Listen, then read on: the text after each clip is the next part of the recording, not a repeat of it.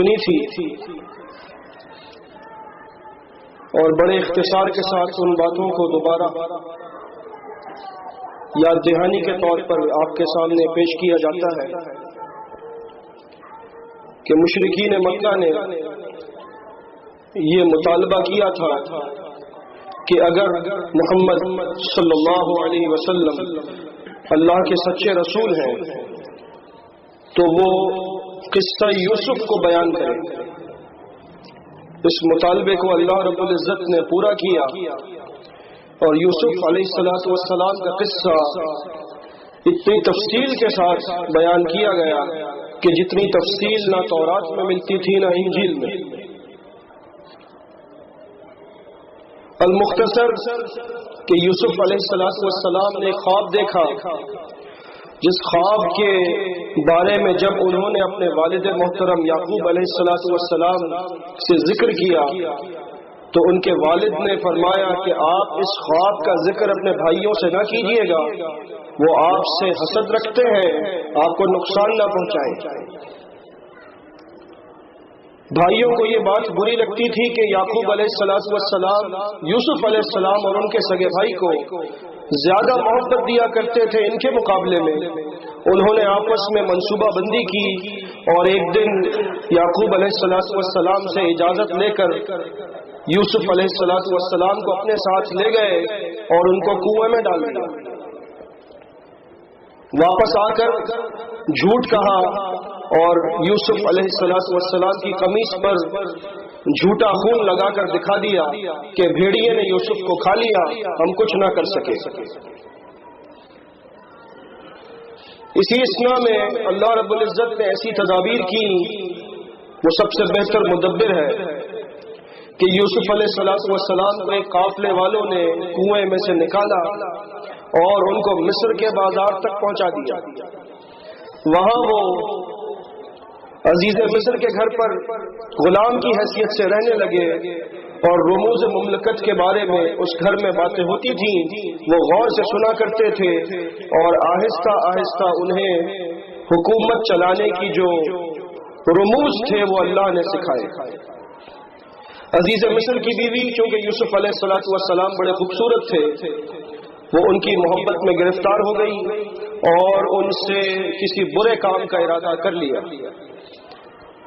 یوسف علیہ السلام نے اللہ کے فضل سے اپنے آپ کو اس برے کام سے بچا لیا، لیکن عزیز مصر کی بیوی نے جب وہ پکڑی گئی تو اس نے الزام لگا دیا یوسف علیہ السلام پر۔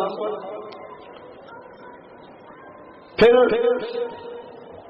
لوگوں کے سامنے یہ بات آ گئی کہ یوسف علیہ السلام بے قصور ہے۔ عزیز مصر کی بیوی کے بارے میں عورتوں میں یہ مشہور ہو گیا کہ یہ عورت نادان ہے، اپنے غلام کے پیچھے دیوانی ہو گئی۔ اس عورت نے ان عورتوں کو بلوایا، ان کے سامنے یوسف علیہ السلام کو بلوایا اور ان کی خوبصورتی دیکھ کر وہ عورتیں دم بخود رہ گئیں۔ اب تمام عورتیں جو بڑے خاندان کی تھیں، خوبصورت تھیں، مالدار تھیں، وہ یوسف علیہ السلام کو اپنی طرف راغب کرنے لگی اور یوسف علیہ السلام نے اللہ سے خود دعا کی کہ اے میرے رب، میں اس کام کو نہیں کرنا چاہتا، مجھے اس کام سے بچا لے، چاہے مجھے قید خانے جانا پڑے، مجھے منظور ہے۔ اور یوں اللہ رب العزت نے ایک اور تدبیر کی کہ یوسف علیہ السلام قید خانے پہنچ گئے، وہاں پر سالوں تک رہے، تبلیغ کرتے رہے، اللہ کا دین پہنچاتے رہے، یہاں تک کہ ایک شخص جس کو خواب آیا قید خانے میں، اس کے خواب کی درست تعبیر دی اور وہ شخص بعد میں مصر کے بادشاہ کا درباری بن گیا۔ ایک دن بادشاہ کو بڑا عجیب خواب آیا، اس خواب کے بارے میں بادشاہ نے اپنے دربار میں ذکر کیا اور وہ بہت پریشان تھا، لیکن تعبیر کوئی نہ دے سکا۔ اب اس بندے کو یاد آ گیا کہ یوسف علیہ السلام ہی وہ شخص ہے جو اس خواب کی تعبیر صحیح معنوں میں دے سکتے ہیں۔ چنانچہ وہ قید خانے گیا اور یوسف علیہ السلام کے سامنے بادشاہ کا خواب بیان کیا اور انہوں نے جو تعبیر بتائی اس تعبیر کو سن کر بادشاہ خوش ہو گیا اس نے کہا اب اس شخص کے اوپر جو الزامات ہیں یا جو کچھ بھی ہے اس کو رہا کیا جائے۔ یوسف علیہ السلام نے رہائی پر بریت کو ترجیح دی کہ مجھے رہائی اتنی اہم نہیں لگتی جتنی اہمیت اس بات کی ہے کہ مجھ پر لگے الزام کو مٹایا جائے۔ چنانچہ تحقیقات کی گئی، عورتوں کو بلوایا گیا اور سب نے کہا، عزیز مصر کی بیوی سمیت، کہ ہم نے اس کو برائی کی طرف رغبت دلائی تھی، یہ خود بے قصور تھا۔ چنانچہ یوسف علیہ السلام پر لگے تمام الزامات مٹ گئے۔ یہاں تک آپ نے گزشتہ درس میں سنا تھا۔ آج اس بہترین قصے کو، جس کو اللہ رب العزت نے بہترین قصہ کہا، اس کو مکمل کرنے کی کوشش کریں گے انشاءاللہ، اس امید کے ساتھ کہ جو باتیں اس میں نصیحت کی ہیں، عبرت کی ہیں، ہم اس کو سمجھیں اور اپنی زندگی کو اس کے مطابق ڈھالنے کی کوشش کریں۔ اللہ ہمیں سمجھنے اور عمل کرنے کی توفیق عطا فرمائے۔ یوسف علیہ السلام کو مصر کے بادشاہ نے بلوایا اور ان کی پاک دامنی کے بارے میں سب کے سامنے بیان کر دیا۔ یوسف علیہ السلام پر لگے الزامات دھل گئے۔ اب وہ فرماتے ہیں وما ابرئ نفسی، بات یہ نہیں ہے کہ میں نے یہ کام جو برا کام تھا کہ اگر وہ کام میں نے نہیں کیا تو اس کا مطلب یہ ہے کہ میں اپنے آپ کو بہت بڑا سمجھنے لگوں، میں اپنے نفس کو بری نہیں کر سکتا۔ ان النفس لامارۃ بالسوء، کیونکہ نفس کا کام تو ہے ہی برائی کی طرف رغبت دلانا، الا ما رحم ربی، لیکن جس پر میرے رب کا رحم ہو جائے بس وہ برے کاموں سے بچ سکتا ہے۔ کسی انسان کی طاقت نہیں ہے کہ برائی سے بچ جائے۔ بہت بڑا جملہ بڑے عظیم انسان نے بیان کیا، یہ جملہ ہم سب کے لیے مشعل راہ ہے۔ اکثر ایسا ہوتا ہے کہ انسان اچھے کام کرتا ہے تو اس کو اپنا نفس یا اپنا آپ اچھا لگنے لگتا ہے اور وہ یہ سمجھتا ہے کہ یہ میری بڑائی ہے کہ میں یہ کر رہا ہوں۔ یہ شیطان کا بہت بڑا دھوکہ ہے اور بڑے بڑے باعمل لوگ اس دھوکے میں آ جاتے ہیں۔ یہ جملہ ہمیشہ یاد رکھیں جب بھی شیطان کا وسوسہ آئے کہ یوسف علیہ السلام نے سالوں تک جیل میں رہنا پسند کر لیا، ان کے دل میں کبھی برائی کا خیال تک نہیں آیا، لیکن جملہ بڑا عاجزانہ ہے کہ میں نہیں بچا، میرے رب نے مجھے بچایا، میں کیسے بچ سکتا ہوں۔ یہ تزکیہ نفس ہے اور یہ تزکیہ نفس کی بڑی اعلیٰ منزل ہے جس پر بہت کم لوگ پہنچتے ہیں۔ بہت سے لوگ جو تزکیہ نفس نہیں کر سکتے لیکن اپنے آپ کو سمجھتے ہیں بڑا پاک و صاف۔ سورہ نساء میں اللہ رب العزت نے ایسے لوگوں کا ذکر کیا، الم تر الی الذین یزکون انفسهم، اے رسول صلی اللہ علیہ وسلم کیا آپ نے ان لوگوں کی طرف دیکھا جو اپنے آپ کو بڑا پاک باز ظاہر کرتے ہیں، لوگوں کے سامنے ایسے بنتے ہیں کہ جیسے ان سے زیادہ متقی کوئی ہے ہی نہیں۔ بل اللہ یزکی من یشاء، اللہ کا کام ہے جس کو چاہے پاک کر دے، لوگ خود پاک نہیں ہو سکتے۔ سورہ نجم میں اللہ نے فرمایا ہوا اعلم بکم اذ انشأکم من الارض واذ انتم اجنۃ فی بطون امہاتکم، اللہ تمہیں بخوبی جانتا ہے جب اس نے تمہیں زمین سے پیدا کیا اور جب تم اپنی ماؤں کے پیٹ میں پل رہے تھے اس وقت سے وہ تم سے واقف ہے۔ فلا تزکوا انفسکم، اپنے آپ کو زیادہ پاک باز نہ ظاہر کرو، ہوا اعلم بمن اتقی، اللہ جانتا ہے کون متقی ہے کون نہیں ہے۔ محمد رسول اللہ صلی اللہ علیہ وسلم کی بعثت کا ایک مقصد یہ بھی تھا کہ ہمارا تزکیہ نفس ہو جائے۔ سورہ جمعہ میں اللہ نے ارشاد فرمایا هو الذی بعث فی الامیین رسولا منہم یتلو علیہم آیاتہ ویزکیہم، وہی اللہ ہے جس نے اپنے رسول محمد صلی اللہ علیہ وسلم کو مبعوث کیا امیین میں، ناخواندہ لوگوں میں، اور ان کے فرائض منصبی کیا ہے کہ وہ اللہ کی آیات ان کے سامنے پڑھ کر تلاوت کریں، ان کو سنائیں اور ان لوگوں کا تزکیہ نفس کریں، ان کو سکھائیں کہ نفس کو پاک کیسے کیا جاتا ہے۔ جو تزکیہ نفس کے طریقے سنت کے خلاف ہے وہ تزکیہ نفس نہیں ہے۔ نفس کشی نفس کشی یہ شریعت کا حصہ نہیں ہے. تزکیہ نفس وہ ہے جو تزکیہ نفس اللہ کے رسول صلی اللہ علیہ وسلم نے سکھایا.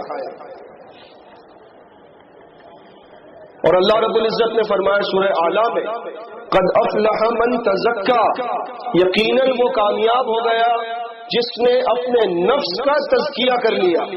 کیسے کیا؟ وَذَكَرَ اسْمَ رَبِّهِ فَصَلَّى، اپنے رب کا نام لیتا رہا اور نماز پڑھتا رہا. یہ ہے تزکیہ نفس. سورہ والشمس وضحاها میں فرمایا قد افلح من زکاها، وہ کامیاب ہو گیا جس نے اپنے نفس کا تزکیہ کر لیا.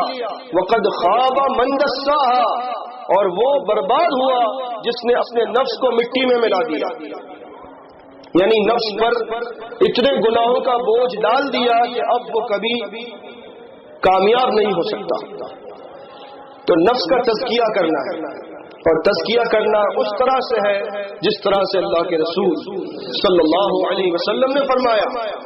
آپ سے زیادہ مزکی نفس کوئی شخص نہیں تھا. صحیح بخاری کے الفاظ ہیں، آپ نے خود فرمایا جب صحابہ کرام میں سے 3 لوگوں نے کوشش کی کہ ہم آپ کی عبادات سے زیادہ عبادات کریں گے، کیونکہ آپ کو تو اللہ نے اگلے پچھلے تمام برے کاموں سے ہی بچا لیا، ہم تو گناہگار ہیں، اگر ہم نے اسی طرح عبادت کی جیسے آپ کرتے ہیں تو ہم نہیں بچ سکیں گے، ہمیں زیادہ کرنی پڑیں گی عبادت. ایک نے کہا تھا انا اصلی اللیل ابدا، میں ساری رات تہجد پڑھوں گا، نیند نہیں کروں گا. دوسرے نے کہا تھا انا اصوم الدہر ولا افطر، میں ہر دن روزہ رکھوں گا، افطار نہیں کروں گا. تیسرے نے کہا انا اعتزل النساء فلا اتزوج ابدا، میں عورتوں سے اتنا دور رہوں گا کہ نکاح تک نہیں کروں گا. ان تینوں کی باتیں سنی تھی اللہ کے رسول صلی اللہ علیہ وسلم نے، اور آپ نے تینوں کو بلوایا تھا، تینوں سے تصدیق لی تھی ان باتوں کی کہ تم نے کہا یا نہیں کہا. تینوں نے کہا جی ہم نے کہا ہے. وجہ بتائی، آپ نے فرمایا فواللہ انی لاخشاکم للہ واتقاکم لہ، اللہ کی قسم میں تم میں سب سے زیادہ اللہ سے ڈرتا ہوں، میں تم میں سب سے زیادہ متقی ہوں، لیکن میں تہجد پڑھتا ہوں، سوتا بھی ہوں، میں نے شادی بھی کی ہے، میرے بچے بھی ہیں، میں روزہ بھی رکھتا ہوں، افطار بھی کرتا ہوں. من رغب عن سنتی فلیس منی، جس نے میرے طریقے سے بے رغبتی اختیار کی اس کا مجھ سے کوئی تعلق نہیں ہے. آپ دیکھیے تزکیہ نفس کے جو طریقے آج صوفیہ نے نکالے ہیں، جو تصوف میں ہے، ان کا کوئی تعلق نہیں ہے اللہ کے رسول صلی اللہ علیہ وسلم سے، اور کہتے ہیں کہ یہ تزکیہ نفس ہے. یہ کوئی تزکیہ نفس نہیں ہے. اللہ کے رسول صلی اللہ علیہ وسلم سے زیادہ کوئی مزکی نہیں تھا، کوئی پاک و صاف نہیں تھا، اور جو تزکیہ نفس کا طریقہ آپ نے سکھایا اس سے بہتر تزکیہ نفس نہیں ہو سکتا. تو یوسف علیہ السلام کا قصہ تزکیہ نفس کے اندر ایک بہت بڑی مثال ہے. اپنے نفس کو گناہوں سے بچانا یہ کس طرح کیا جاتا ہے، یہاں تک کہ ایک آدمی محل کی زندگی کو چھوڑ کر جیل کی زندگی اختیار کرتا ہے صرف اپنے نفس کو پاک رکھنے کے لیے، اور پھر بھی کہتا ہے کہ میں اپنے آپ کو بری نہیں بتاتا، میرے رب نے مجھے بچایا ہے تو میں بچا ہوں، ورنہ میری کوئی حیثیت نہیں. ان ربی غفور الرحیم، بے شک میرا رب بخشنے والا بڑا رحم کرنے والا ہے. وقال الملک ائتونی بہ استخلصہ لنفسی، بادشاہ نے کہا یوسف علیہ السلام کو میرے پاس لے کر آؤ، میں ان کو اپنی ذات خاص کے لیے چن رہا ہوں.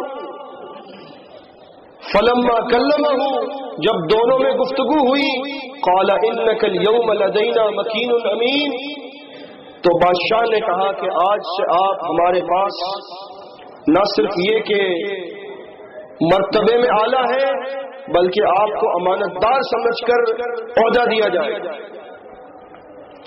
قال اجعلنی علی خزائن الارض، یوسف علیہ السلام نے فرمایا اگر آپ مجھ سے کچھ کام لینا ہی چاہتے ہیں تو مجھے زمین کے خزانوں پر مالک بنا دیجئے.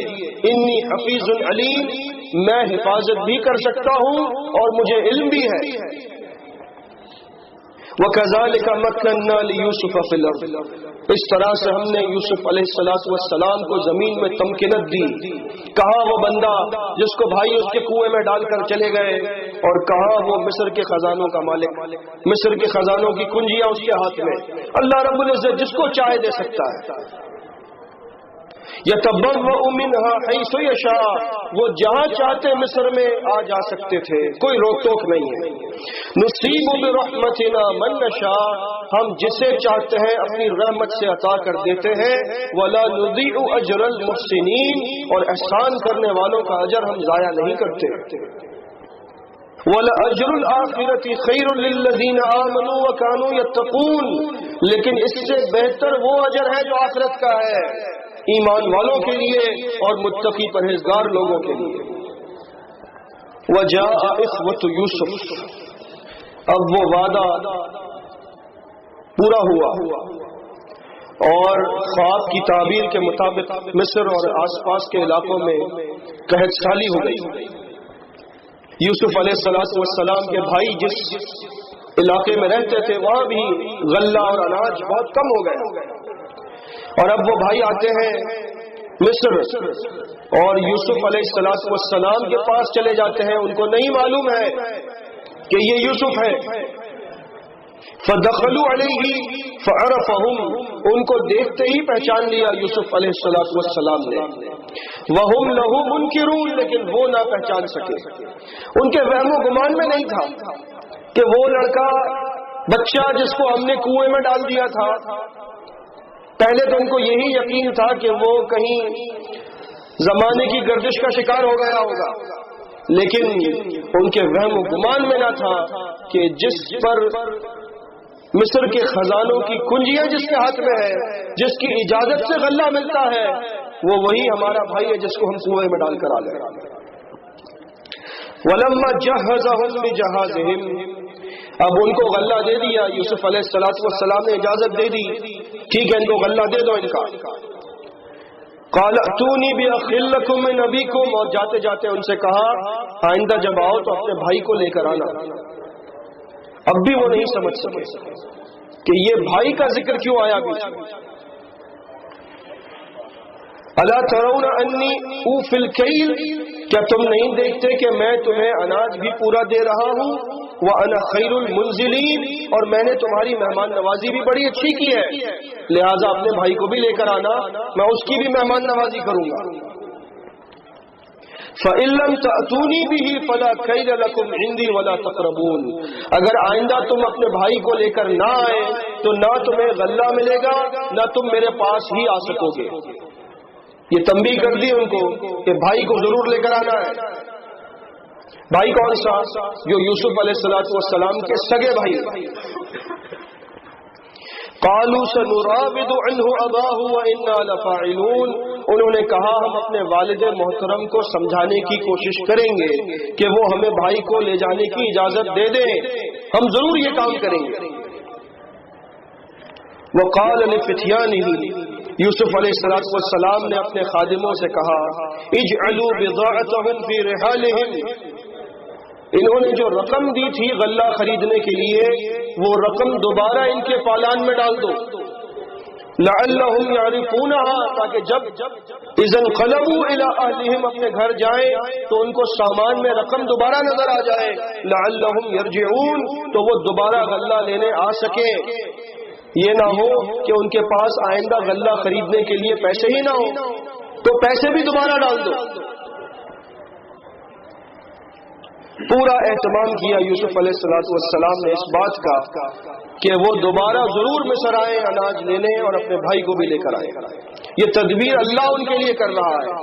اللہ ان کو بتا رہا ہے کہ یہ کام اس طرح سے کرنا ہے تاکہ وہ خواب پورا ہو جو میں نے تمہیں دکھایا ہے.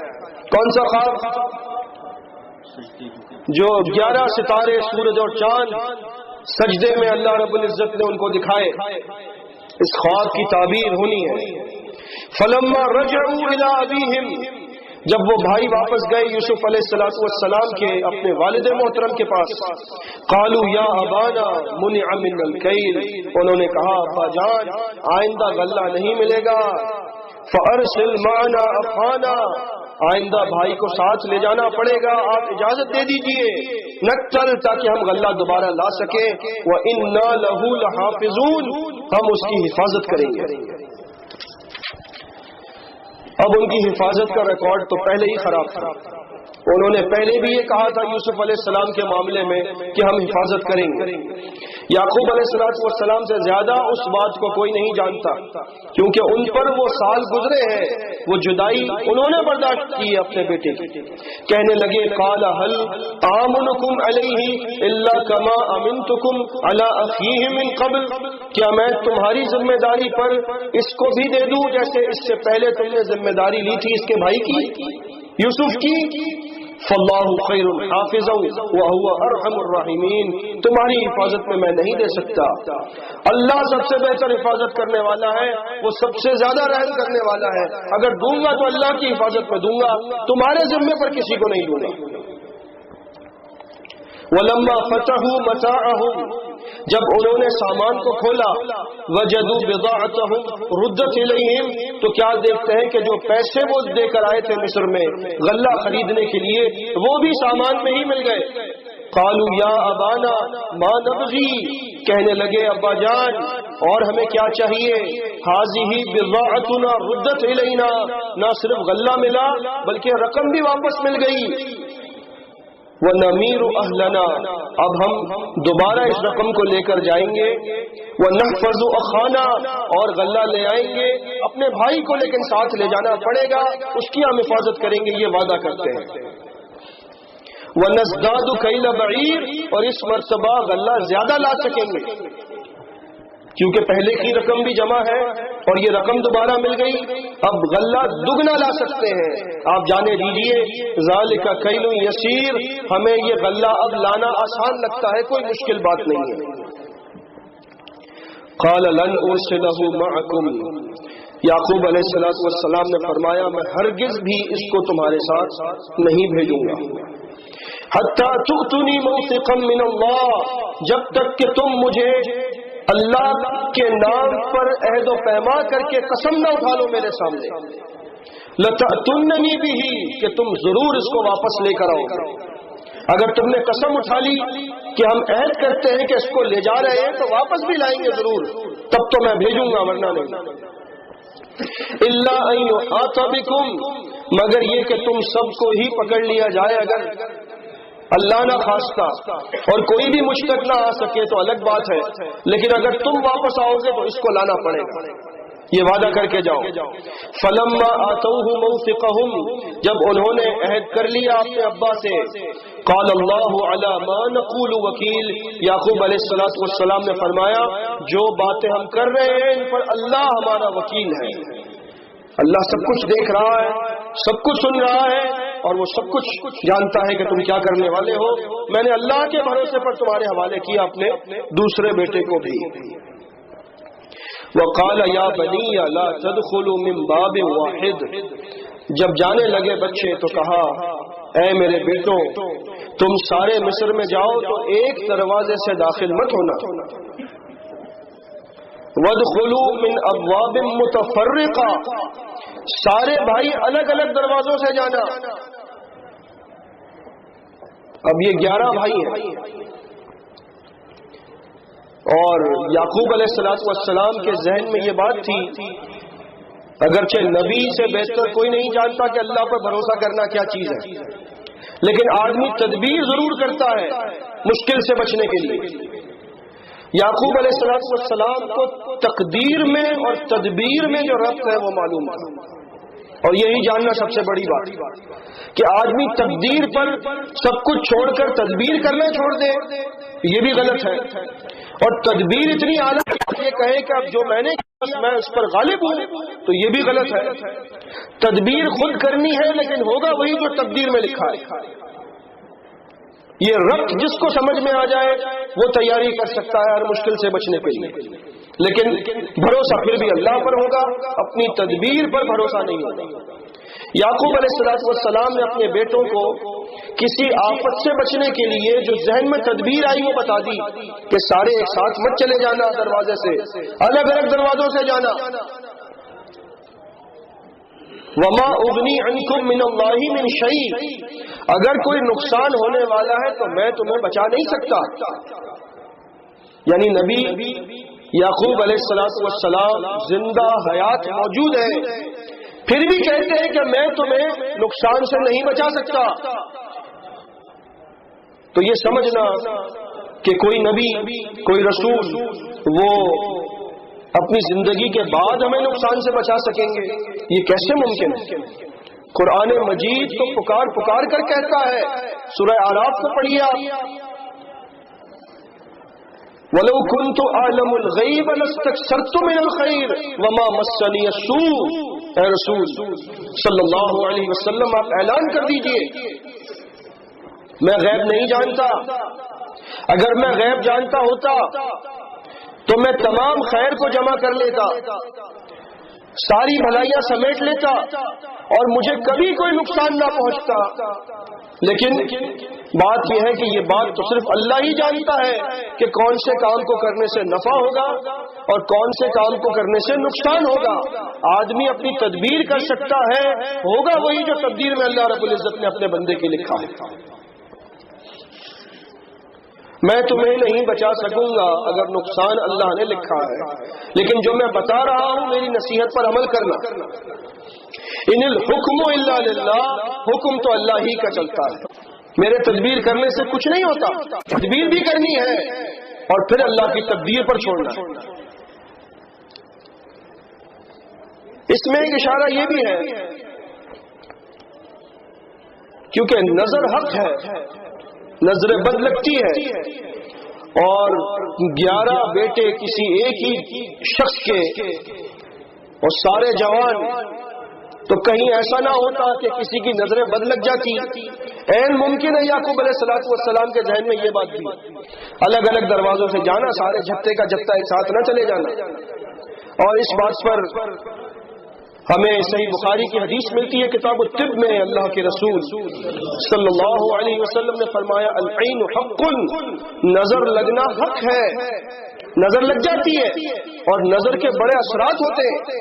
لہذا صحیح بخاری کتاب و بدل خلق کی حدیث ہے، عبداللہ بن عباس رضی اللہ تعالیٰ عنہما فرماتے ہیں کہ ان النبی صلی اللہ علیہ وسلم کان یعوذ بها الحسن والحسین، کہ اللہ کے نبی صلی اللہ علیہ وسلم ایک دعا کے ذریعے حسن اور حسین کو اللہ کی پناہ میں دیا کرتے تھے رضی اللہ تعالیٰ عنہما. وکان یقول، اور فرمایا کرتے تھے ان اباکما، حسن و حسین کو یہ دعا پڑھ کر دم کرتے ان پر اور فرماتے کہ تمہارے والد یہ دعا پڑھا کرتے تھے یعوذ بها اسماعیل و اسحاق، اسماعیل اور اسحاق علیہ السلام پر. یعنی تمہارے باپ سے مراد کون؟ ابراہیم علیہ السلام. بڑی پیاری بات، وہ سلسلہ چل رہا ہے، بنو اسماعیل سے ہے اللہ کے رسول صلی اللہ علیہ وسلم اور آپ سے ہے حسن اور حسین. وہ دعا کون سی؟ اعوذ بکلمات اللہ التامات من کل شیطان وہامہ ومن کل عین لامہ، میں اللہ کی پناہ طلب کرتا ہوں اس کے کامل کلمات کے ذریعے. وہ کامل کلمات کیا ہیں اللہ ہی جانتا ہے. ہر شیطان سے، ہر نقصان پہنچانے والے جانور سے اور ہر نظر سے جو لگ جاتی ہے. یہ کلمات آپ بھی اپنے بچوں پر پڑھ کر ان کو دم کیا کریں، یہ سنت ہے اور اس سے بڑا فائدہ ہوتا ہے. اللہ رب العزت نظر بد سے، نقصانات سے بچا لیتا ہے. یہ تدبیر ہے جو انسان کر سکتا ہے، تقدیر کے آگے ہم سب بے بس ہیں. یہی بات یعقوب علیہ السلام نے یہاں پر بتا دی کہ مختلف دروازوں سے جانا، ایک دروازے سے نہ جانا، لیکن اگر نقصان لکھا ہے تو میں کچھ نہیں کر سکتا. علیہ توکلت علیہ فلیتوکل المتوکلون، میں بھروسہ اللہ ہی پر کرتا ہوں، اپنی تدبیر پر نہیں کرتا، کیونکہ بھروسہ کرنے والوں کو بھروسہ اللہ ہی پر کرنا چاہیے.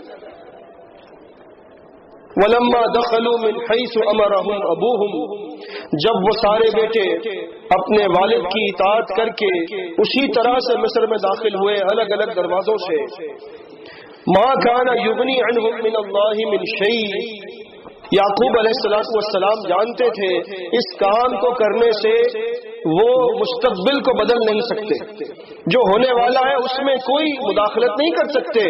الا حاجۃ فی نفس یعقوب قضاها. لیکن ایک بات تھی جس کو یعقوب علیہ الصلوۃ والسلام نے کہہ کر پورا کر دیا، اپنی کوشش کر لی جو انسان کر سکتا ہے. وَإِنَّهُ لَذُو عِلْمٍ لِمَا عَلَّمْنَا. اور یقیناً یعقوب علیہ الصلوۃ والسلام بڑے علم والے تھے، وہ علم ہم نے انہیں عطا کیا تھا. وَلَكِنَّ أَكْثَرَ النَّاسِ لَا يَعْلَمُونَ. لیکن اکثر لوگ اس ربط کو نہیں سمجھتے جو تقدیر میں اور تدبیر میں ہے. وَلَمَّا دَخَلُوا عَلَى يُوسُف. اب جب وہ بھائی داخل ہوئے یوسف علیہ السلام کے پاس، آوَا إِلَيْهِ أَخَاهُ. تو انہوں نے اپنے سگے بھائی کو اکیلے میں اپنے پاس بلایا، اس کو بٹھایا.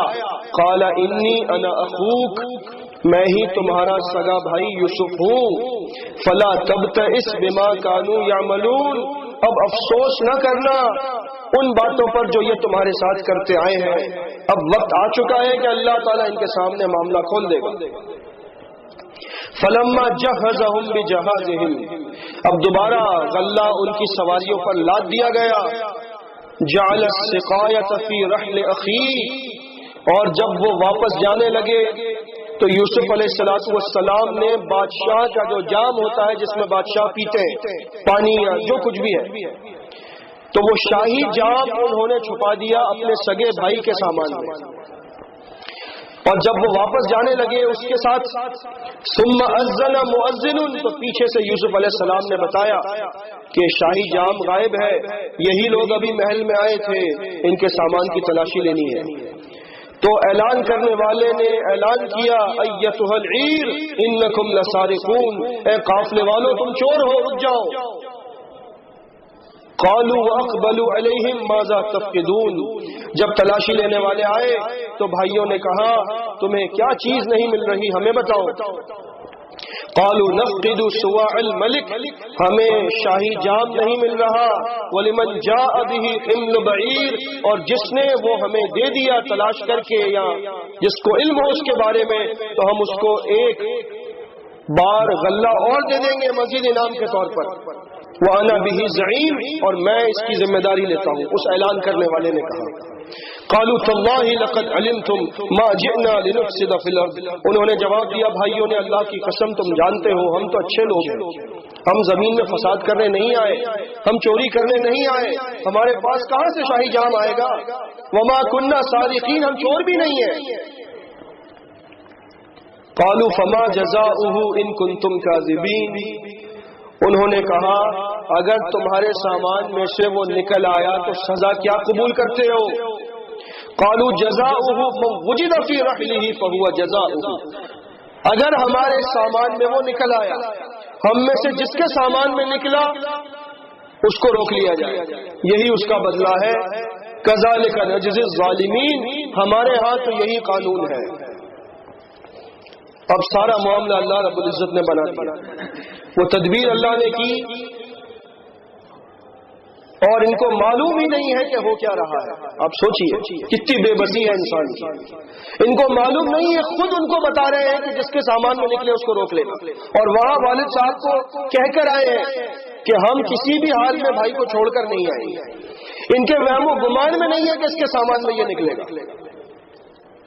فبدأ بأوعيتهم قبل وعاء أخيه. یوسف علیہ السلام نے تلاشی کے لیے کہا اور پہلے دوسرے لوگوں کے سامان کی تلاشی کا حکم دیا. سب سے آخر میں اپنے سگے بھائی کے سامان کو کھلوا کر اس کو دیکھنے کے لیے حکم دیا. ثم استخرجها من وعاء أخيه. اور پھر وہ ان کے اپنے ہی بھائی کے سامان میں سے شاہی جام نکل آیا. كذلك كدنا ليوسف. اس طرح سے ہم نے یوسف علیہ السلام کے لیے تدبیر کر دی. ما كان ليأخذ أخاه في دين الملك إلا أن يشاء الله. ان کے لیے یہ جائز نہیں تھا کہ کسی بھی لحاظ سے کسی شخص کو اپنے پاس روک سکتے. قانون میں ایسی کوئی اجازت نہیں تھی کہ کسی اجنبی کو اپنے پاس روکا جا سکے، حبس بیجا میں رکھا جا سکے. لیکن ہم نے تدبیر کی اور جن کے ساتھ تدبیر کروائی انہوں نے خود کہا کہ ہم کہتے ہیں اس کو روک لینا. اب ان کو اختیار مل گیا روکنے کا. کیونکہ یہ فیصلہ اللہ نے کیا، یہ تدبیر اللہ نے کی، بندہ عاجز ہے، اس کے سامنے بے بس ہے۔ نرفع درجات من نشاء، ہم جس کے چاہتے ہیں درجات کو علم کے ذریعے بلند کر دیتے ہیں۔ ہم نے یوسف علیہ السلام کو علم عطا کیا، ان کے درجات کو بہت بلند کیا۔ وفوق کل ذی علم علیم، لیکن ہر عالم کے اوپر دوسرا بڑا عالم موجود ہوتا ہے، یہ دستور ہے دنیا کا۔ کوئی بھی حرف آخر نہیں ہے، علم کل نہیں ہے کسی کے پاس۔ ایک عالم ہے، اس سے بہتر دوسرا عالم پیدا ہو سکتا ہے۔ کوئی یہ نہ سمجھے کہ میں سب سے بڑا عالم بن گیا، شمس العلماء۔ اکثر علماء کے اندر یہ خرابی آ جاتی ہے، وہ اپنے آپ کو شمس العلماء سمجھتے ہیں کہ مجھ سے بہتر تو کوئی ہے ہی نہیں۔ یہ بھی ایک دھوکہ ہے شیطان۔ آپ یہ سمجھ لیں جو کچھ ہے اللہ کی توفیق سے، اللہ تعالیٰ اگر نہ چاہے تو بندہ ایک لفظ بھی ادا نہیں کر سکتا۔ علم دین تو بہت بڑی بات ہے۔ قالوا ان يسرق فقد سرق اخ له، اب وہ پرانی عادت ان کی لوٹائی بھائیوں کی۔ اب جب وہ پکڑے گئے، یوسف علیہ السلام کے سگے بھائی، شاہی جام ان کے سامان سے نکلا، اب ان کا دفاع نہیں کر رہے، آگے سے کہتے ہیں اگر اس نے چوری کی ہے تو اس سے پہلے اس کا بھائی بھی چور تھا، اور کہہ کس کے سامنے رہے؟ یوسف علیہ السلام کے سامنے۔ دیکھیے آپ، اور اللہ رب العزت نے فرمایا یہ الفاظ تو ادا کر دیتے ہیں ہم، لیکن یوسف علیہ السلام پر گزری کیا ہوگی یہ سوچیے آپ۔ چوری کا بھی الزام لگا دیا ان کو۔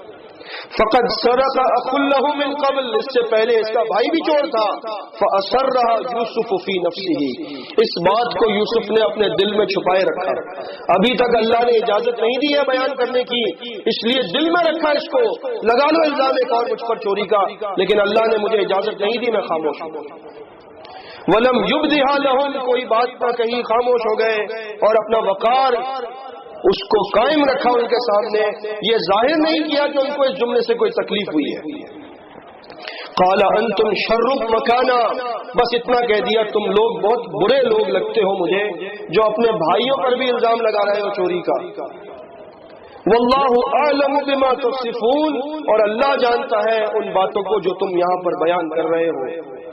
قالوا یا ایھا العزیز، اب وہ بھائی بے بس ہو کر کہتے ہیں اے عزیز مصر، ان له ابا شیخا کبیرا، اس بچے کا جو باپ ہے وہ بہت بوڑھا آدمی ہے۔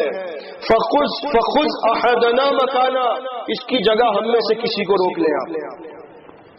انا نراک من المحسنین، ہم آپ کو ایک احسان کرنے والا آدمی سمجھتے ہیں۔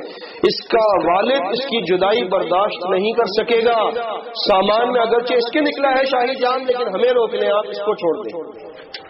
یوسف علیہ السلام نے جواب دیا قال معاذ اللہ ان ناخذ الا من وجدنا متاعنا عنده، اللہ کی پناہ طلب کرتے ہیں ہم کہ سامان نکلا ہے کسی اور کے پاس اور پکڑ لیں کسی اور کو۔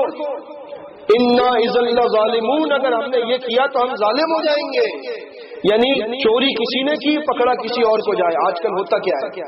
یہی تو ہوتا ہے، آدمی چور جو ہے وہ پہلے ہی ساز باز کر لیتا ہے اور کسی اور کو پکڑوا دیتا ہے، اور اللہ رب العزت کے قانون کے تحت یہ بڑا ظلم ہے۔ لیکن آج قانون بکتا ہے اور ظالموں کے ہاتھ میں وہ بکا ہوا ہے، ظالم دندناتے پھر رہے ہیں، مظلوم جیلوں میں بند ہے۔ تقریباً یہی حال ہے۔ بہرحال قصوروار بھی بند ہوں گے، لیکن بے قصور لوگ بہت بند ہیں جنہوں نے کیا کچھ نہیں ہے۔ یہ ظلم ہے جو ہو رہا ہے۔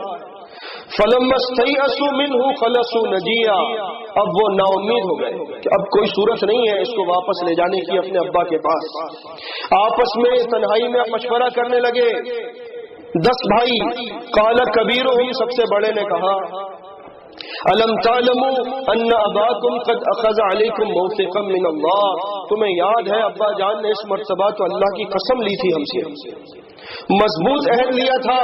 ومن قبل ما فرطتم فی یوسف، اور اس سے پہلے تم یوسف کے معاملے میں بھی یہ کام کر چکے ہو کہ جھوٹ کہہ کر تم نے یوسف کو بھی کنویں میں ڈال دیا تھا اور ابا کو کچھ اور کہانی سنا دی تھی۔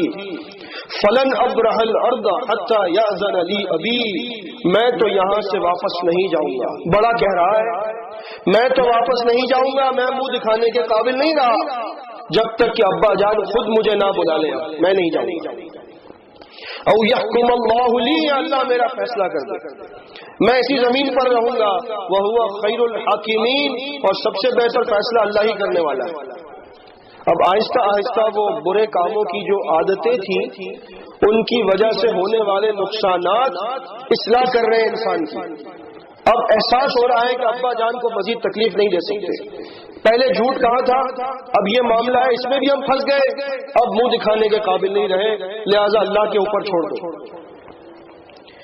ارجعوا الی ابیکم، بڑے نے کہا تم جاؤ واپس، میں تو یہی ہوں، ابا کے پاس جاؤ، فقولوا یا ابانا ان ابنک سرق، اور ان کو جا کر بتاؤ ابا جان آپ کے بیٹے نے چوری کی ہے، ہم نے خود دیکھا ہے۔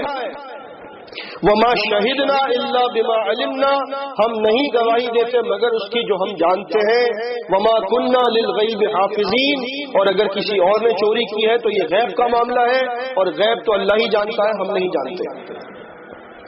اگر آپ کو یقین نہ آئے ابا جان، واسأل القریۃ التی کنا فیہا، اس بستی کے لوگوں سے پوچھ لیجئے جہاں پر یہ معاملہ پیش آیا، والعیر التی اقبلنا فیہا، اس قافلے والوں سے پوچھ لیجئے جس کا ہم حصہ تھے، سب کچھ ان کے سامنے ہوا ہے، وإنا لصادقون، اس مرتبہ تو ہم سچ کہہ رہے ہیں، سچ بتا رہے ہیں، کوئی جھوٹ بات نہیں ہے۔ قال بل سولت لكم انفسكم امرا، یعقوب علیہ السلام نے وہی جواب دیا جو پہلے دیا تھا، یہ بات تمہارے دلوں نے خود ہی بنا لی ہے۔ آدھی مجرم انسان ایک مرتبہ جھوٹ بولتا ہے، ایک وقت آتا ہے کہ پھر اس کو جھوٹا سمجھ لیا جاتا ہے، اب وہ سچ بھی کہے تو لوگ کہیں گے نہیں جھوٹ کہہ رہا ہے۔ وہ شیر آیا والی کہانی آپ کو یاد ہوگی، فصبر جمیل، میں تو صبر جمیل اختیار کرتا ہوں، پہلے بھی یوسف کی جدائی ملی، اب دوسرا بیٹا بھی میرا جدا ہو گیا، میں تو صبر جمیل اختیار کرتا ہوں۔ عسى الله ان يأتيني بهم جميعا، مجھے امید ہے کہ اللہ یوسف کو بھی اور اس بچے کو بھی سب کو میرے پاس لائے گا۔ اب آپ سوچئے، وہی بات ہے، جس کو اپنی مرضی کی بات نکالنی ہو قرآن مجید سے نکال لیتا ہے۔ بعض لوگوں نے کہا دیکھیے یعقوب علیہ السلام کو کیسے معلوم کہ یوسف علیہ السلام زندہ ہے، انہوں نے کیسے کہا کہ اللہ ان کو لے آئے گا، لہذا علم غیب ہے۔ میں پچھلے درس میں بھی بتا چکا تھا آپ کو اس موضوع پر، لیکن یہ بات بہت ہی سیدھی ہے۔ یعقوب علیہ السلام کو یقین تھا کہ میرے بیٹے نے جو خواب دیکھا ہے بچپن میں وہ پورا ہوگا، اس خواب کے پورا ہونے کے لیے ضروری ہے کہ یوسف علیہ السلام زندہ ہو، اس وجہ سے انہوں نے کہا کہ مجھے امید ہے کہ اللہ ان کو میرے پاس لے آئے گا۔ یہ علم غیب کی بات نہیں ہے، غیب تو اللہ ہی جانتا ہے، لیکن جو نہیں ماننا چاہتے وہ ایسے دلائل، ہم دلائل تو نہیں کہہ سکتے لیکن ان کی نظر میں دلائل نہیں، اور وہ سمجھتے ہیں کہ ہم نے نبی کے لیے علم غیب کا ثبوت قرآن مجید سے فراہم کر دیا، جبکہ اللہ کے رسول صلی اللہ علیہ وسلم نے خود فرمایا کہ میں غیب نہیں جانتا، اللہ ہی جانتا ہے۔ انہ هو العلیم الحکیم، بے شک اللہ علم والا حکمت والا ہے۔ وتولی عنہم، اب یہ جدائی اور یہ غم اتنا شدید ہو گیا کہ یعقوب علیہ السلام اپنے تمام گھر والوں سے اب بے رغبت ہو گئے۔ وقال یا اسفا علی یوسف، اور کہنے لگے ہائے افسوس، اور یوسف علیہ السلام کا نام لیتے رہے۔ وابیضت عیناہ من الحزن، اور اس غم میں روتے روتے ان کی آنکھیں سفید ہو گئیں، یعنی کہ ان کی آنکھوں کی بینائی ختم ہو گئی۔ وہو کظیم، اور وہ اپنے غم کو اپنے ہی اندر رکھنے لگے اور لوگوں سے بیان کرنا بھی چھوڑ دیا۔ قالوا تاللہ تفتأ تذکر یوسف، گھر والوں نے ان کی یہ حالت دیکھی تو کہا آپ تو یوسف کو ہی یاد کرتے رہتے ہیں، حتی تکون حرضا، ایسا لگتا ہے کہ آپ یوسف کے غم میں گھل جائیں گے، او تکون من الحالکین، یا آپ کی جان نکل جائے گی اس کو یاد کرتے کرتے۔ اب دوسرے گھر والے تھے وہ بھی یہی کہہ رہے ہیں کہ اب تو فیصلہ ہو چکا ہے، سالوں گزر گئے خبر نہیں آ رہی، اب کیوں روتے ہیں آپ، صبر کر لیں، ختم کریں اس بات کو، جو ہونا ہے ہو گیا، ہم بھی تو ہیں آپ کے پاس۔ قال انما اشکو بثی وحزنی الی اللہ، یعقوب علیہ السلام نے فرمایا میں اپنا شکوہ صرف اللہ کے سامنے کرتا ہوں، اپنا رونا اللہ کے سامنے میں روتا ہوں۔ وَأَعْلَمُ مِنَ اللَّهِ مَا لَا تَعْلَمُونَ، کیونکہ میں جانتا ہوں وہ جو تم نہیں جانتے۔ اللہ نے مجھے بتا دیا ہے کہ میرا بیٹا زندہ ہے، وہ مجھے عنقریب ملے گا، لیکن اس وقت تک مجھ سے جدائی اس کی برداشت کرنا یہ بڑا مشکل کام ہے۔ یا بنی اذهبوا، اے میرے بیٹوں ایک بار پھر جاؤ، فتحسسوا من یوسف و اخیہ، اور یوسف علیہ السلام اور ان کے بھائی کے بارے میں معلومات کرنے کی کوشش کرو۔ ولا تیأسوا من روح اللہ، اور اللہ کی رحمت سے نا امید نہ ہو، انہ لا ییأس من روح اللہ الا القوم الکافرون، اللہ کی رحمت سے تو کافر لوگ نا امید ہوتے ہیں۔ میں نا امید نہیں ہوا، مجھے یقین ہے کہ اللہ مدد کرے گا اور میرا بچھڑا ہوا بیٹا مجھے ضرور ملے گا۔ فلما دخلوا علیہ، اب وہ بیٹے آخری بار سمجھ لیجئے آئے ہیں یوسف علیہ السلام کے پاس، یہ سمجھ کر کہ عزیز مصر ہے، اور کہتے ہیں یا ایھا العزیز، اے عزیز مصر، مسنا و اہلنا الضر، ہمیں اور ہمارے گھر والوں کو بہت تکلیف پہنچی ہے، وجئنا ببضاعۃ مزجاۃ، ہمارے پاس رقم بھی تھوڑی سی بچی ہے، فاوفی لنا الکیل، آپ ہمیں غلہ پورا پورا دے دیجئے، وتصدق علینا، بلکہ ہمیں کچھ صدقہ دے دیجئے، ان اللہ یجزی المتصدقین، اللہ صدقہ دینے والوں کو بدلہ بہترین دیا کرتا ہے۔ اب اللہ رب العزت نے یوسف علیہ السلام کے سامنے بالکل عاجز کر دیا ان بھائیوں کو جنہوں نے ان کے ساتھ ہر وہ کیا کام جو کوئی آدمی دشمن کے ساتھ کرتا ہے۔ اب وہ صورتحال آ چکی ہے کہ یوسف علیہ السلام کے حکم کے وہ تابع ہیں، غلہ بھی نہیں مل سکتا جب تک یوسف علیہ السلام اجازت نہ دے، بھائی بھی جیل میں بند ہے کیسا وہ سمجھ رہے، وہ بھی نہیں چھوٹ سکتا جب تک یہ عزیز مصر اجازت نہ دے۔ اب اللہ رب العزت نے اجازت دے دی کہ اب آپ ظاہر کر سکتے ہیں کہ آپ کون ہیں۔ قال هل علمتم ما فعلتم بيوسف واخيه اذ انتم جاهلون، اور یوسف علیہ السلام نے ایک جملہ کہا، کیا تمہیں معلوم ہے کہ جب تم لوگ نادان تھے تو تم نے یوسف اور اس کے بھائی کے ساتھ کیا کچھ کیا ہے؟ قالوا انك لانت یوسف، انہوں نے یک زباں ہو کر کہا کیا آپ یوسف ہیں؟ قال انا یوسف، اور یوسف علیہ السلام نے فرمایا ہاں میں یوسف ہوں، میں ہی وہ ہوں جس کے ساتھ تم نے یہ سب کیا، وہذا اخی، اور یہ میرا سگا بھائی ہے، تم نے مجھے بھی اور اس کو بھی بہت تکلیف دی ہے۔ قد من اللہ علینا، لیکن اللہ نے ہم پر بڑا احسان کیا ہے، انہ من یتقی ویصبر، جو متقی ہو اور جو صبر کرے، فان اللہ لا یضیع اجر المحسنین، تو اللہ متقی پرہیزگار اور صابر لوگوں کا احسان کرنے والوں کا اجر ضائع نہیں کرتا۔ اللہ نے ہمیں نہیں ضائع کیا، تم اپنی برائیاں تو کر سکتے تھے، تم نے کر لی ہیں، لیکن ملا کیا تمہیں؟ یہ آج تم میرے سامنے بے بس ہو، کس کے سامنے؟ جس کو تم نے کل بے بس کیا۔ قالوا تاللہ لقد آثرک اللہ علینا، اب وہ کہنے لگے اللہ کی قسم، اللہ نے آپ کو ہم پر بڑی فضیلت عطا کی ہے، اللہ نے آپ کو ہم پر بڑا بلند مرتبہ دیا ہے، وَإِن كُنَّا لَخَاطِئِينَ، ہم لوگ خطا کار ہیں، ہم نے بڑی غلطیاں کی ہیں، بڑا ظلم کیا ہے، بڑے برے کام کیے آپ کے ساتھ۔ یوسف علیہ السلام نے فرمایا کیا جملہ ہے، قَالَ لَا تَثْرِيبَ عَلَيْكُمُ الْيَوْمَ، آج کے دن تم پر کوئی الزام نہیں ہے، سب کو معاف کر دیا، کوئی الزام نہیں ہے۔ ایک جملہ بھی نہ کہا، اور ایک وقت میں اللہ رب العزت نے جب اجازت دی اپنے آپ کو ظاہر کرنے کی تو ساتھ ہی معاف بھی کر دیا۔ یغفر اللہ لکم، نہ صرف میں نے معاف کیا، میں اللہ سے دعا کرتا ہوں کہ اللہ تمہیں معاف کرے، کیونکہ بندہ معاف کر دے لیکن اللہ معاف نہ کرے یہ بھی تو بات ہے، اور یہ ہوتا ہے۔ ابن ماجہ کی صحیح حدیث ہے، اللہ کے رسول صلی اللہ علیہ وسلم نے فرمایا کہ جب آدمی پر ظلم ہوتا ہے اور وہ بددعا دیتا ہے ظالم کو،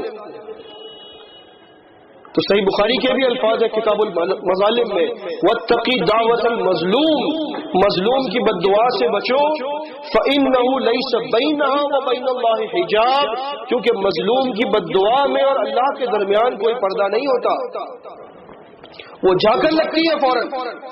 اور ابن ماجہ کی صحیح حدیث میں آپ کو بتا رہا تھا کہ اللہ رب العزت اپنے مظلوم بندے سے فرماتا ہے لَأَنصُرَنَّكَ وَلَوْ بَعْدَ حِينٍ، میں تیرے لیے انتقام لوں گا، لیکن کچھ وقفے کے بعد، کچھ عرصے کے بعد، اس عرصے تک مظلوم کو صبر کرنا ہوگا، پھر اللہ تعالیٰ انتقام لیتا ہے اپنے بندے کے لیے۔ تو اگر آپ کسی پر ظلم کر دیں، اللہ نہ کرے، اور مظلوم سے آپ نے معافی بھی کروا لی لیکن بد دعا پہلے نکل چکی ہے، تو پھر آپ اس قانون کے تحت اللہ کی گرفت میں آ سکتے ہیں۔ لہذا ظلم سے ہر حال میں بچنے کی کوشش کریں، کسی پر ظلم نہ کریں، نہ اس کے مال کے لیے، نہ اس کی جان کے معاملے میں، نہ اس کی آبرو کے معاملے میں۔ اگر ظلم کیا، اس نے بد دعا دے دی، تو سمجھ لیں کہ پھر پکڑ بہت قریب ہے۔ لہذا ظلم سے بچنے کی کوشش کریں۔ اور صحیح بخاری صحیح مسلم کی حدیث بڑی مشہور کتاب الایمان کی، انصر اخاک ظالما او مظلم او مظلوما، اپنے بھائی کی مدد کرو چاہے ظالم ہو یا مظلوم۔ تو صحابہ نے پوچھا تھا، ھذا ظالم، کہ ظالم کی، ھذا مظلوم، مظلوم کی مدد کرنا تو سمجھ میں آتا ہے، ظالم کی مدد کیسے کریں؟ تو فرمایا اس کو ظلم سے روکنا یہ اس کی مدد ہے۔ اگر کوئی مسلم کسی دوسرے پر ظلم کرتا ہے، مظلوم کی مدد تو کریں آپ، لیکن ظالم کو بھی روکیں کہ تم غلط کر رہے ہو۔ اس کی مدد کیسے ہوئی؟ اگر آپ نے اس کو ظلم سے روکا تو وہ مظلوم کی بد دعا سے بچے گا، مظلوم کی بد دعا سے بچے گا تو اللہ تعالیٰ کی گرفت سے بچ جائے گا۔ اگر آپ نے اس کو نہ روکا، وہ ظلم کرتا رہا، ایک وقت آئے گا بد دعا لگے گی اور پھر اس کو دنیا بچانا چاہے گی، وہ نہیں بچ سکے گا، کیونکہ اللہ کے قانون کے تحت اب وہ قابل گرفت ہے۔ یوسف علیہ السلام نے اپنے ظالم بھائیوں کو معاف کر دیا، وہو ارحم الراحمین، اور ساتھ کہا کہ اللہ بڑا رحم کرنے والا ہے، وہ تمہیں معاف کر دے گا، میں دعا کروں گا۔ اذهبوا بقمیصی ھذا، میری یہ قمیص لے کر جاؤ، فَأَلْقُوهُ عَلَى وَجْهِ أَبِي يَأْتِ بَصِيرًا، اور اس کو میرے والد کے چہرے پر ڈال دینا، ان کی بینائی واپس آ جائے گی۔ وَأْتُونِي بِأَهْلِكُمْ أَجْمَعِينَ، اور جب واپس آؤ تو سارے گھر والوں کو ساتھ لے کر آؤ۔ وَلَمَّا فَصَلَتِ الْعِيرُ، جب وہ قافلہ چلا اور یوسف علیہ السلام کے والد محترم یعقوب علیہ السلام کی بستی کے قریب پہنچا، قال ابوہم، تو یعقوب علیہ السلام نے اپنے گھر والوں سے کہا، انی لأجد ریح یوسف، مجھے یوسف کی خوشبو آ رہی ہے، لولا ان تفندون، اگر تم پھر مجھے کوئی بھولنے کا الزام نہ دو تو میں دوبارہ کہتا ہوں کہ مجھے یوسف کی خوشبو آ رہی ہے۔ قالوا تاللہ انک لفی ضلالک القدیم، بچوں نے کہا آپ تو اپنی پرانی بھول میں اب تک مبتلا ہے، آپ اب تک اس سے باہر نہیں نکلے۔ فلما ان جاء البشیر، اب وہ بشارت دینے والا، خوشخبری دینے والا جس کو یوسف علیہ السلام نے بھیجا تھا، وہ آ گیا، القاہ علی وجہہ، اور یعقوب علیہ السلام کے چہرے پر یوسف علیہ السلام کی قمیص کو ڈال دیا، فرتد بصیرا، ان کی بینائی فوراً لوٹ آئی۔ اب سوچیں آپ، یوسف علیہ السلام دعا نہیں کر سکتے تھے کہ میرے والد کی بینائی لوٹ آئے؟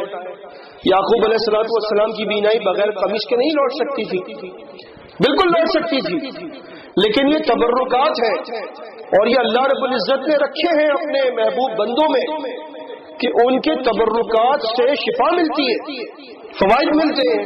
آپ کو یاد ہوگا اللہ کے رسول صلی اللہ علیہ وسلم کے منہ مبارک، آپ کے جو بال تھے بابرکت، صحیح بخاری صحیح مسلم میں کتاب اللباس میں، ان کو صحابہ کرام شفا کے لیے استعمال کیا کرتے تھے، ان کو پانی میں ڈبو کر اس پانی سے مریض کو اس کو پلایا کرتے تھے، مریض پر اس پانی کا چھڑکاؤ کرتے تھے۔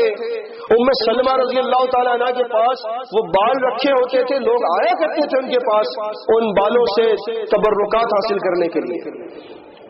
عجیب و غریب قسم کی باتیں، لوگ توحید میں اتنا آگے نکل جاتے ہیں کہ وہ اللہ کے نبی صلی اللہ علیہ وسلم اور صحابہ کرام کی اعمال کے معاملے میں بھی شک کرنے لگتے ہیں، نعوذ باللہ من ذالک۔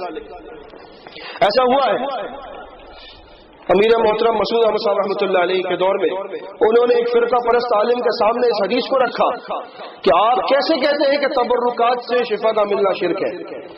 ام سلمہ رضی اللہ تعالیٰ عنہ نے بال رکھے سنبھال کر ان سے لوگوں کو شفا ہوتی تھی، تو وہ عالم صاحب کہنے لگے، میں نام نہیں لیتا، کہ اللہ تعالیٰ ام سلمہ کو معاف فرمائے، انہوں نے اچھا نہیں کیا. آپ سوچئے یہ جملہ کہاں تک جا رہا ہے. نعوذ باللہ استغفر اللہ. ام سلمہ رضی اللہ تعالیٰ عنہ زوجہ مطہرہ ہے رضی اللہ تعالیٰ عنہ, ان کے بارے میں یہ کہنا اس کا مطلب کیا ہے؟ نعوذ باللہ آپ سمجھتے ہیں کہ انہوں نے شرک کیا؟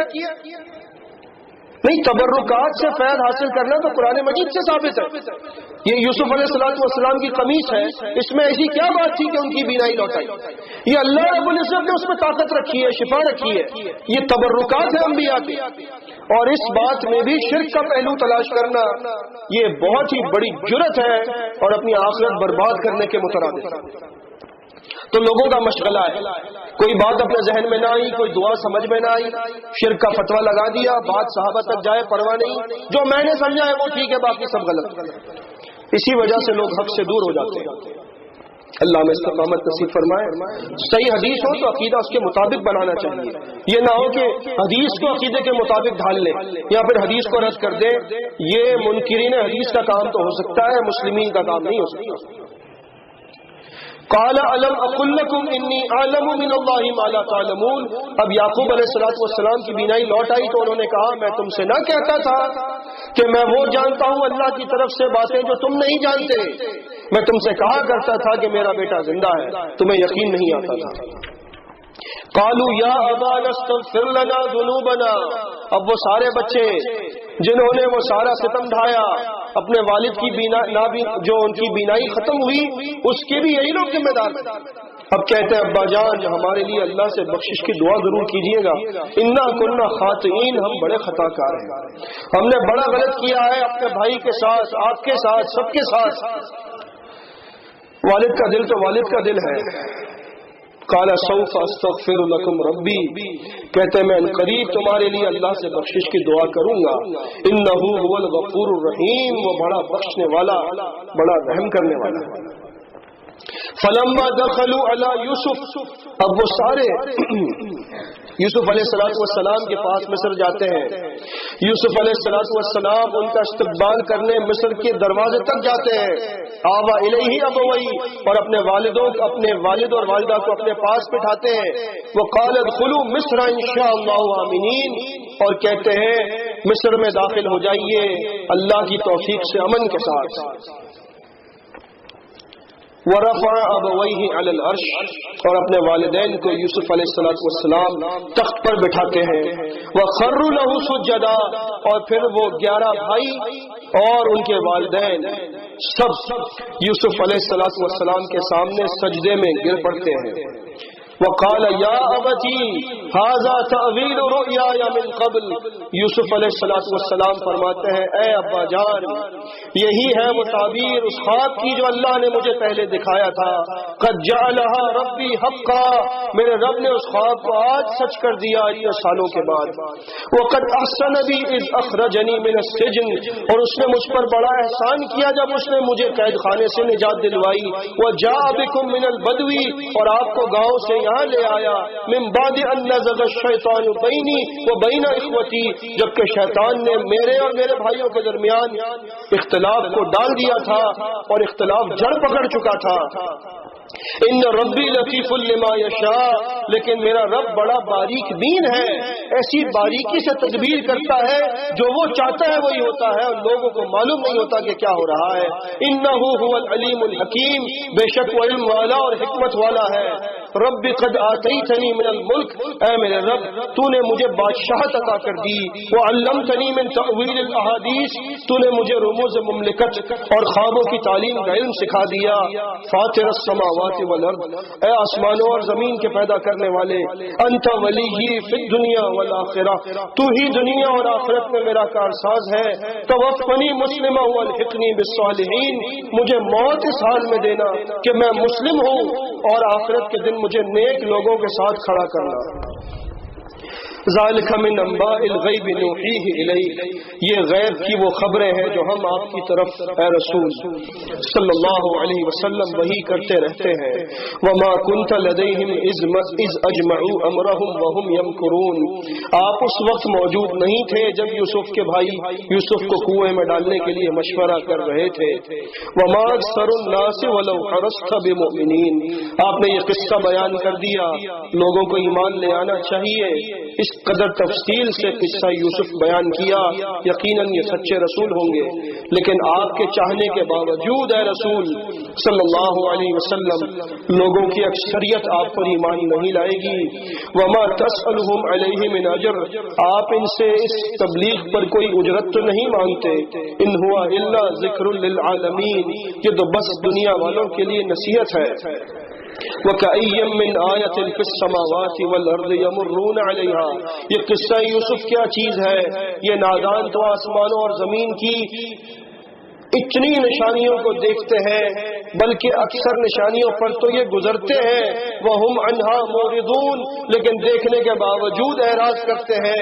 وَمَا يُؤْمِنُ أَكْثَرُهُمْ بِاللَّهِ إِلَّا وَهُمْ مُشْرِكُونَ، ان میں سے اکثر لوگ اگر نشانیوں کو دیکھ کر ایمان لے بھی آئے اللہ پر، پھر بھی یہ شرک کرتے رہیں گے۔ أَفَأَمِنُوا أَن تَأْتِيَهُمْ غَاشِيَةٌ مِّنْ عَذَابِ اللَّهِ، کیا یہ اس بات سے پرامن ہے کہ اللہ کا عذاب ان پر ٹوٹ پڑے، او تأتیہم الساعۃ بغتہ، یا قیامت ان پر اچانک آ جائے، وہم لا یشعرون، اور ان کو معلوم بھی نہ ہو کہ قیامت آ گئی۔ قل ھذہ سبیلی ادعو الی اللہ، آپ اعلان کر دیجئے اے رسول صلی اللہ علیہ وسلم، یہ میرا رستہ ہے، میں اس کی طرف تمہیں دعوت دے رہا ہوں، میں اللہ کی طرف تمہیں دعوت دے رہا ہوں، علی بصیرہ، اور میرے پاس تمام دلائل ہیں اس دعوت کے لیے، انا ومن اتبعن، اور میں اور میرے پیروکار سب کے سب دلائل کے ساتھ اس پر قائم ہیں۔ وسبحان اللہ، اللہ تمام عیوب سے منزہ ہے۔ وما انا من المشرکین، اور میں مشرکین میں سے نہیں ہوں۔ یوسف علیہ السلام کا قصہ ہمارے لیے عبرت اور نصیحت سے بھرپور ہے، اس قصے کو یاد رکھیے اور اللہ رب العزت کے اس نیک بندے کے بارے میں سوچیں۔ جب بھی دنیا آپ کو ستائے، پریشانیاں آپ کو گھیر لے، تو سوچیں کہ ہم سے بہت زیادہ پریشان اللہ کا یہ نیک بندہ رہا، لیکن اس نے گناہ کرنے سے بہتر پریشانیوں کو جھیل لینا تسلیم کر لیا، اور اس نے اللہ سے دعا کی کہ مجھے قید خانے بھجوا دیا جائے، لیکن اس گناہ کے کام کی طرف میں جانا نہیں چاہتا۔ تمام ظلم سہنے کے باوجود اپنے بھائیوں کو معاف کر دیا، اور اللہ رب العزت نے ان کو اس کی وجہ سے وہ بلندی عطا فرمائی کہ رہتی دنیا تک کے لیے اللہ کے رسول صلی اللہ علیہ وسلم کے فرمان کے مطابق صحیح مسلم کتاب الفضائل کی حدیث، الکریم ابن الکریم ابن الکریم ابن الکریم، اس دنیا کا سب سے معزز انسان خاندانی لحاظ سے اگر کوئی ہے تو وہ یوسف علیہ السلام ہے، یوسف بن یعقوب بن اسحاق بن ابراہیم علیہ السلام۔ اقول قولی ھذا واستغفر اللہ لی ولکم۔